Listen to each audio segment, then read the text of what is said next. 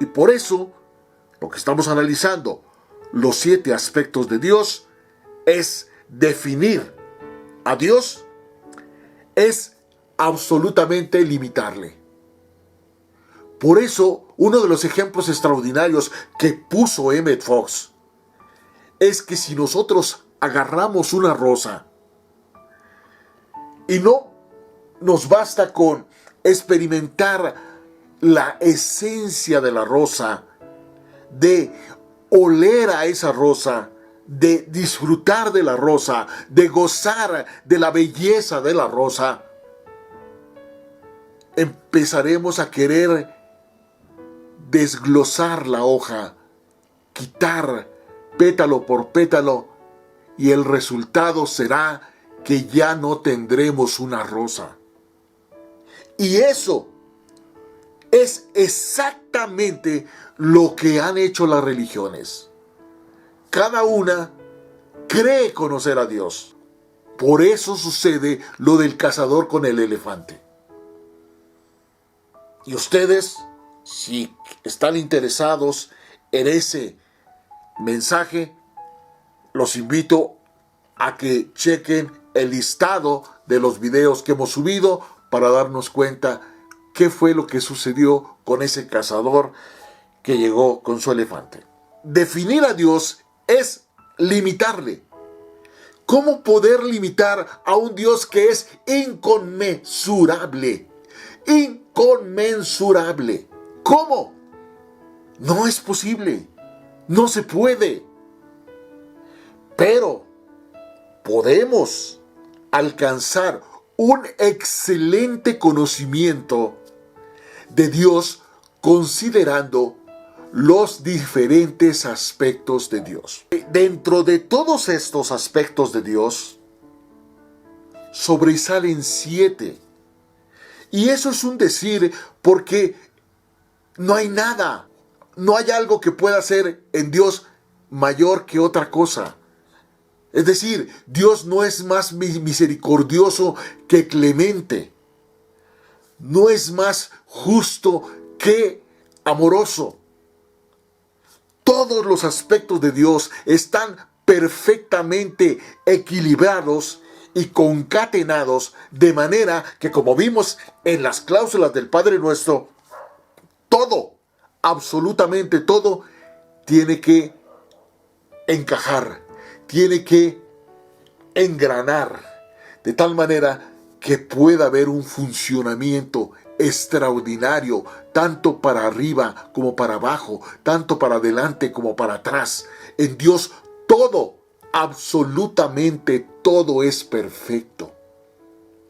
Sin embargo, nos han enseñado a un Dios castigador, a un Dios de odios, de rencores, de resentimientos, de tantas cosas negativas que es muy terrible tener que agarrar la Biblia y tenerla que abrir casi que con pinzas para poder extractar la esencia misma del Dios Todopoderoso y quitar toda la porquería que han hablado en nombre de Dios. Estos 7 aspectos que no son más importantes que ninguno de los otros. Son 7 verdades fundamentales sobre Dios. Son verdades que nunca cambian. Pensar en cualquier aspecto de Dios en particular solucionará cualquier problema. Pero si seleccionas el aspecto correcto, obtendrás el resultado de forma más rápida y mucho más fácil. Porque las cosas invisibles de Dios, su eterno poder y su deidad, se hacen claramente visibles desde la creación del mundo, siendo entendidas por medio de las cosas hechas. Por eso, a diferencia de los animales, A diferencia de las plantas, Dios nos dotó de razonamiento,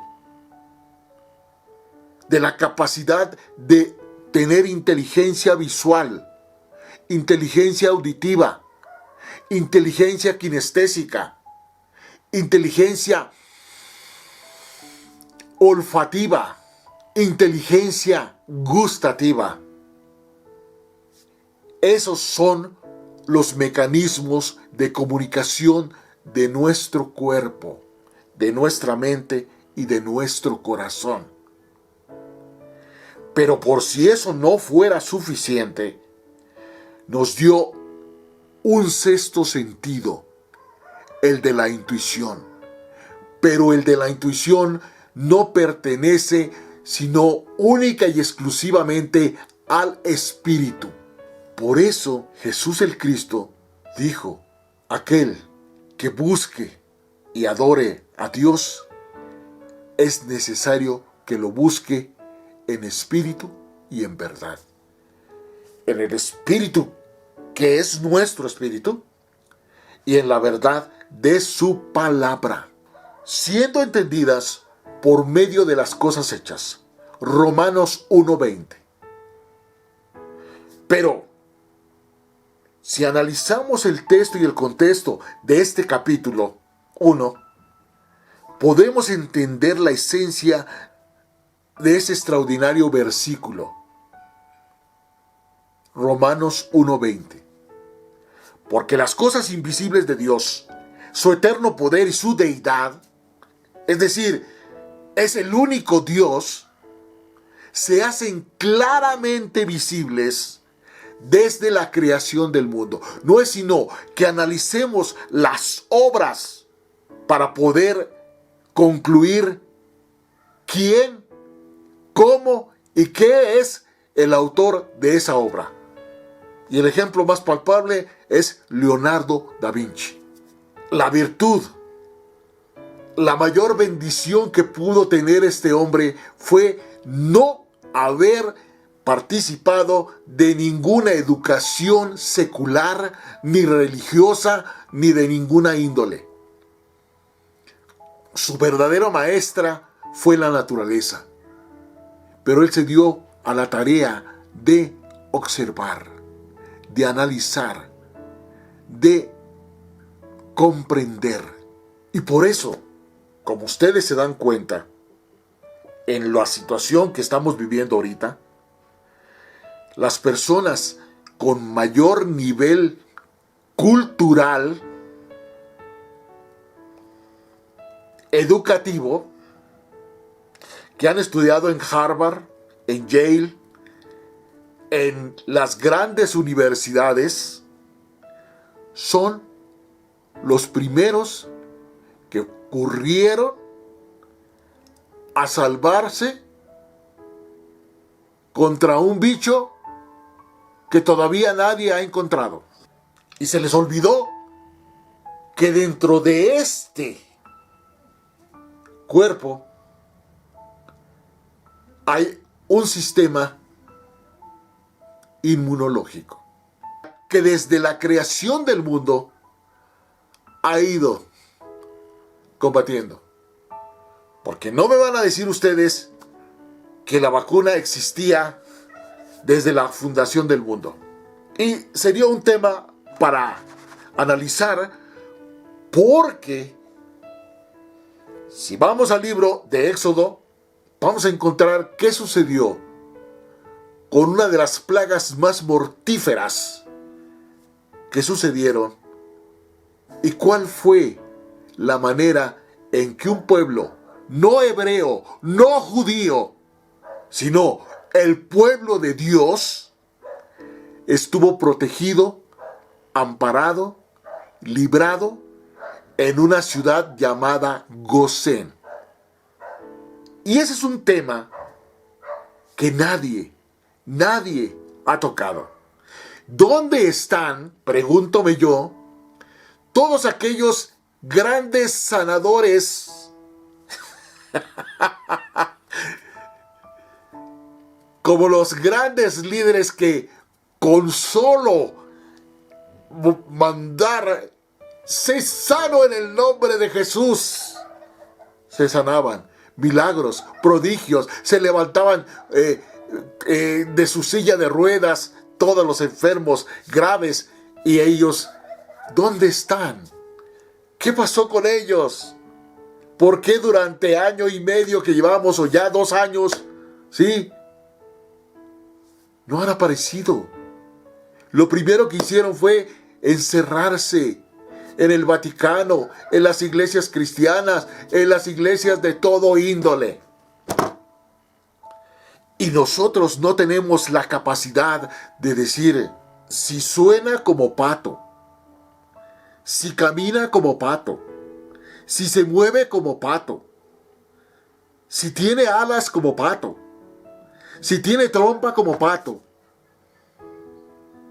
La conclusión es que estamos hablando de quién. Y eso es exactamente lo que está sucediendo. Porque no tenemos un conocimiento pleno y absoluto de quién es Dios.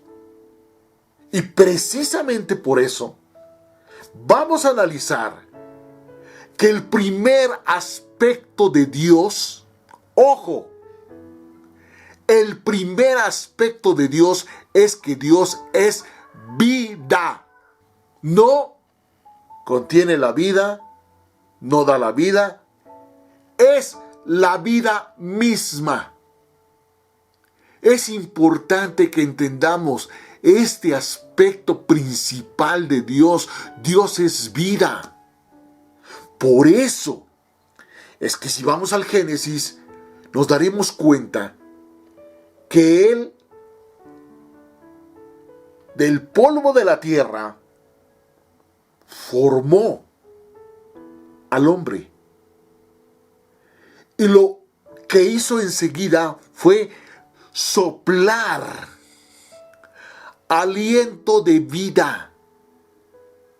Y por eso cuando una persona fallece, se dice, expiró su último aliento. Lo hemos oído, lo hemos analizado, lo hemos checado, pero no hemos caído en la cuenta del por qué. Este cuerpo se acabará. Y como todos los cuerpos, porque no vayan a creer que solamente para mí, todos se acabarán el día que el aliento de vida que Dios influyó en cada uno de nosotros se apague. Entonces, entendamos lo que significa que Dios es vida. Por eso es importante que lo que dice Emmett Fox es que no es que Dios está morando, viviendo, ni tampoco que Dios da la vida, sino que Dios es la vida misma. Y si yo estoy conectado, no a un tanque de oxígeno, sino al Dios que es vida, entonces, ¿qué puede suceder conmigo? Ahí está. Allí está claramente. Esto nos lleva a la conclusión que donde quiera que Dios está, por eso es importante que lo invitemos a que forme parte de este templo, que permanezca en este templo, que se manifieste a través de este templo, que es el único templo que Él ha buscado para habitar. No en catedrales, no en vaticanos, no en mezquitas, no en la Meca, no en ninguna parte, sino única y exclusivamente en este templo. Y entonces llegamos a la conclusión extraordinaria de que Dios, donde quiera que está, allí hay vida. No hay más. No hay más. Y por eso este extraordinario hombre dice, cuando estás enfermo, estás solo parcialmente vivo. Cuando estás cansado o deprimido o desanimado, estás solo parcialmente vivo. Por eso Jesús decía, despierta tú que duermes. Es poca, muy poca. Desafortunadamente ahorita nos estamos dando cuenta que ya son muy pocos los que no han caído en el juego. Y es muy poca la gente que puede expresar a Dios de manera adecuada porque le falta el sentido de la vida. Ahí está claro. Ahí está muy claro. Ahora, el júbilo, el gozo, es una de las más altas expresiones de Dios como vida. Pero ojo, el gozo no es lo mismo que la alegría. El gozo es algo que fluye de lo más profundo de nuestro ser. La alegría es algo pasajero, pero el gozo es inefable. El gozo es una mezcla, ojo, una mezcla de vida y de amor. Y la palabra de Dios, que está contenida en la Biblia, dice, los hijos de Dios gritan de júbilo. Ahora, si ustedes de verdad están interesados en los mensajes que estamos transmitiendo a través de Escudriñando tu Palabra, dense a la tarea de averiguar, de indagar, de investigar en qué parte de la Biblia aparece este mensaje. Los hijos de Dios gritan de júbilo. Gritar, clamar, es algo que fluye. Y solamente lo hacemos cuando estamos pidiendo auxilio. El gozo y la felicidad siempre tienen un efecto expansivo. Ahí sí podemos hablar de contagio. Se contagia. Estemos delante de una persona que está llena de gozo y podremos experimentar su buena vibra. Podemos experimentar ese júbilo. Pero desgraciadamente, el miedo también es expansivo, también es contagioso. Por eso, la orden de Dios es que mantengamos el equilibrio. No quiere ni fríos ni calientes. Quiere equilibrio. Mantener el equilibrio. Ni tanto que queme al santo, ni poco que no le alumbre. Pero veamos cuál es el efecto expansivo del miedo. Lo primero que el miedo hace es paralizar y limitar. Por eso cuando una persona dice, sí puedo,